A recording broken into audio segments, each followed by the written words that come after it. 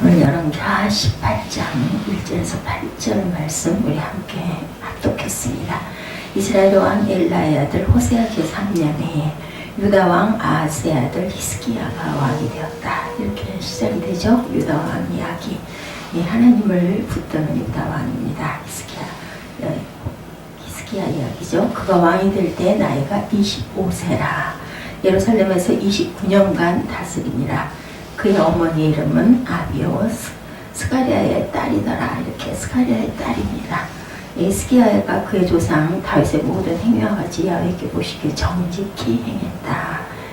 그가 여러 산당들을 제거하고 주상을 깨뜨리고 아세라 목상을 찍으며 모세가 만들었던 놋뱀을 이스라엘 자손 이때까지 향하여 분향함으로 그것을 부수고 노스탄이라 일컬었더라.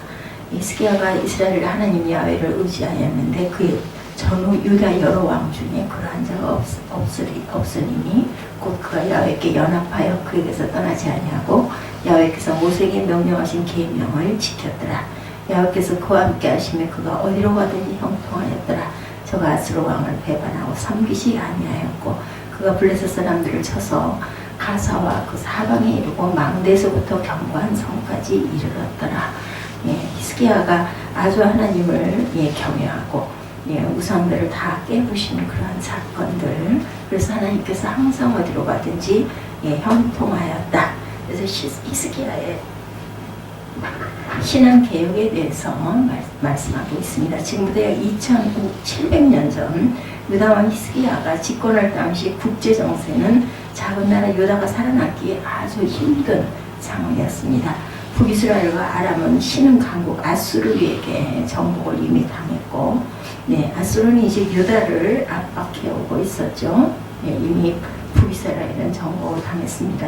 히스기야의 아버지 아하스 왕 때부터 유다는 아수르의 어떤 봉신 국가였다. 아수르의 봉신 국가. 아수르를 아주 경외하고 살 수밖에 없었죠. 아수르는 왕의 나라, 유다는 신하의 나라로 조약을 맺습니다. 그런데 히스기야가 왕이 되었지만 아수르의 지배에서 벗어나는 것은 힘든 상황이었죠. 이런 어려운 형편에서 히스기야는 어떻게 살았나?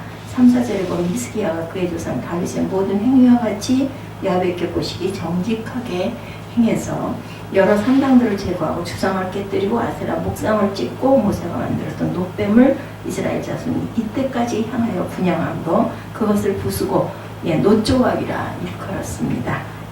느후스단 놋조각이란 뜻입니다. 국가 존립이 어려운 상황에 히스기야는 내부적인 신앙 계획을 단행하죠. 아버지 아하스 때부터 섬겨오던 우상을 모두 제거합니다. 히스기야의 신앙 개혁을 역기하 29장에서 31장에 아주 상세하게 나타나 있습니다. 왕이 되자마자 아버지 아하스가 파손한 성전을 수리하고 성전에 있는 더러운 우상을 제거하고 중단된 예배를 성전에서 다시 드리게 합니다. 이어서 오랫동안 지키지 못한 유월절을 지키게 합니다. 제사장들과 레위 사람들이 순서를 정하여 예루살렘 성전을 섬기게 하죠. 히스기야는 어려운 환경에서도 하나님을 잘 섬기는 신실한 신앙인이었죠. 우리나라의 믿음의 선배들도 또한 그렇습니다.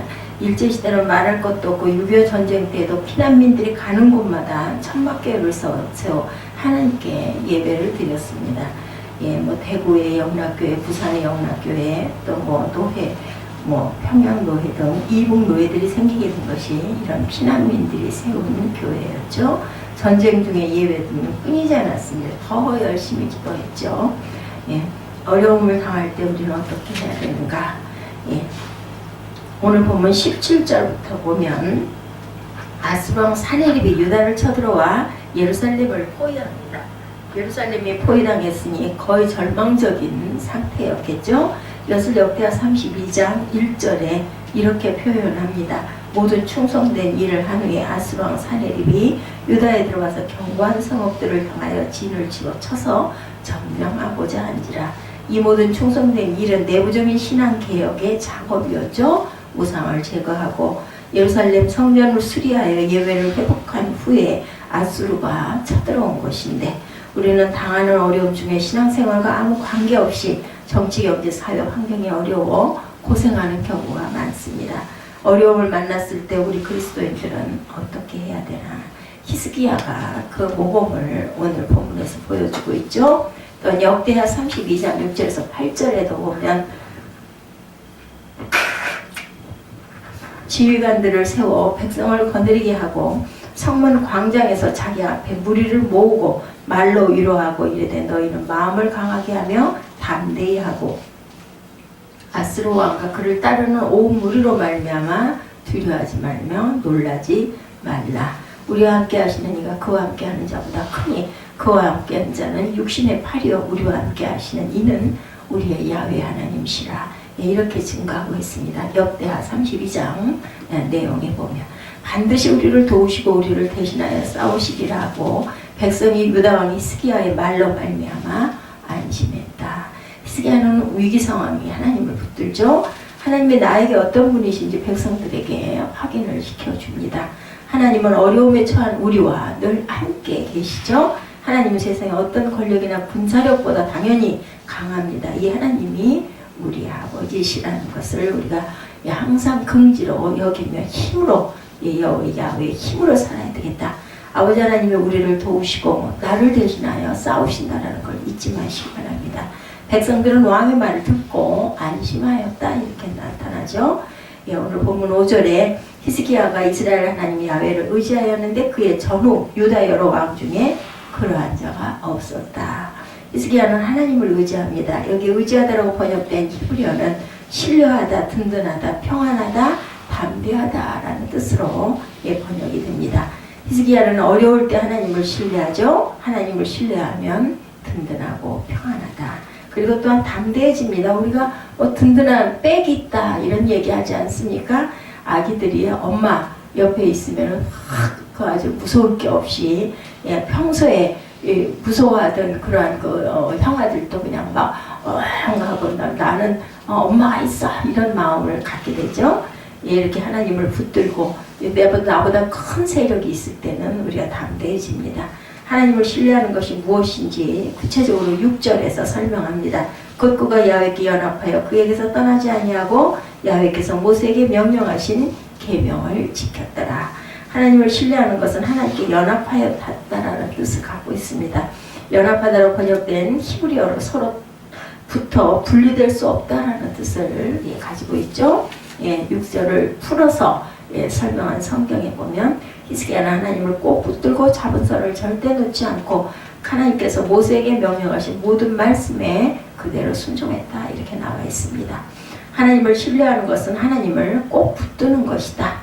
주님에게 매달려라고 번역합니다. 사실 하나님께서 우리를 붙들고 계시죠. 이사야 41장 10절에 보면 두려워하지 말라 내가 너와 함께함이라 놀라지 말라 나는 내 하나님이 됨이라 내가 너를 굳세게 하리라 참으로 너를 도와주리라 참으로 나의 의로운 오른손으로 너를 붙들리라.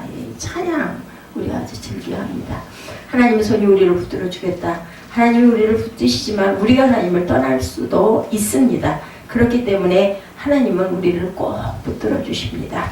히스기야의 아버지 아하스처럼 하나님을 버리고 우상을 섬길 수도 있죠. 우리에게 선택의 자유가 있기 때문에 히스기야는 하나님이 좋아서 하나님을 떠나지 않고 하나님과 함께 살았다는 거죠. 이것이 하나님을 붙드는 것입니다.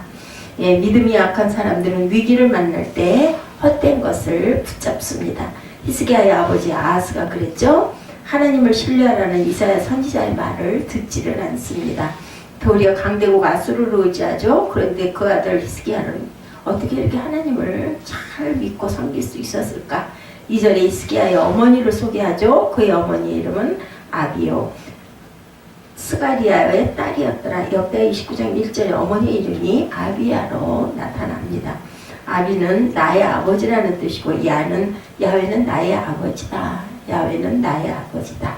외할아버지 이름 스가리아는 야훼께서 기억하신다라는 뜻을 갖고 있습니다.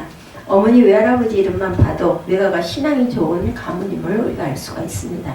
아버지 아하스는 하나님을 떠난 악한 왕이었지만 어머니와 외할아버지의 좋은 신앙을 물려받은 것으로 봅니다. 또 아버지 아하스가 하나님을 떠나 우상을 섬겼지만 여전히 어려움에서 헤어나오지 못하는 것을 봅니다.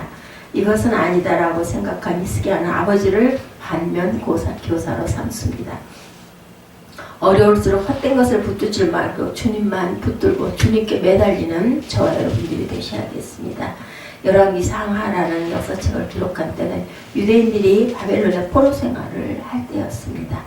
예, 나라가 망하여 포로 생활하는 유대인들을 붙들 만한 것은 하나도 없었죠. 예, 의지할 것이 없고 그래서 히스기야 시대의 역사를 돌아보면서 하나님을 꼭 붙들라고 권면한 거죠. 힘들수록 하나님을 붙들고 나아가야 되겠다. 그리고 하나님을 붙든 결과는 형통하였더라입니다. 하나님을 신뢰하고 붙들었던 히스기야는 7, 8절에 야훼께서 그와 함께 하심에 그가 어디로 가든지 형통하였더라. 예, 저가 아수르 왕을 배반하고 섬기지 아니하였고 그가 블레셋 사람들을 쳐서 가사와 그 사방에 이르고 망대에서부터 견고한 성까지 이르렀다. 이렇게 나타나죠. 어디로 가든지 형통하였다. 하나님을 신뢰하는 그리스도인들이 얻게 된 결과는 어디로 가든지 형통입니다. 여기 형통은 아무 어려움이 없다는 뜻이 아니고 고난을 이겨내는 것이 형통이죠. 하나님과 함께 있기 때문에 우리는 고난을 이겨내야 합니다. 그래야 형통해지죠. 어려움 속에서 하나님을 붙잡은 히스기야는 아수르와 봉신 관계를 일방적으로 파기합니다.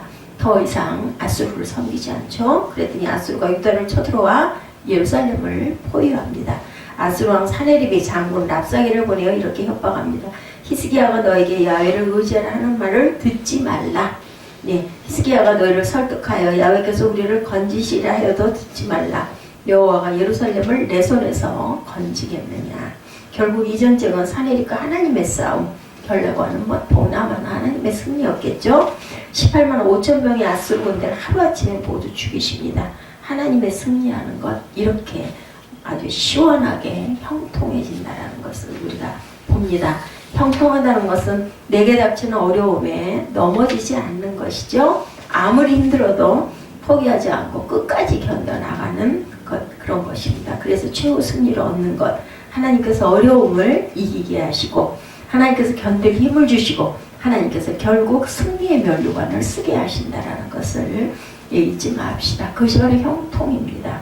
예수께서는 우리에게 주신 말씀으로 우리가 마무리하면 요한복음 15장 5절 잘 아는 말씀이죠. 나는 포도나무요 너는 가지라. 그가 내 안에 내가 그 안에 거하면 사람이 열매를 많이 낸다니 나를 떠나서는 너희가 아무것도 할 수 없습니다. 예수 안에 거하면 하나님을 붙들고 있으면 형통하다라는 것을 잊지 마시기 바랍니다. 많은 열매를 맺고 풍성한 삶을 누리게 된다는 것을 잊지 않는 저와 여러분 되시기를 주님의 이름으로 축복합니다. 기도하시겠습니다.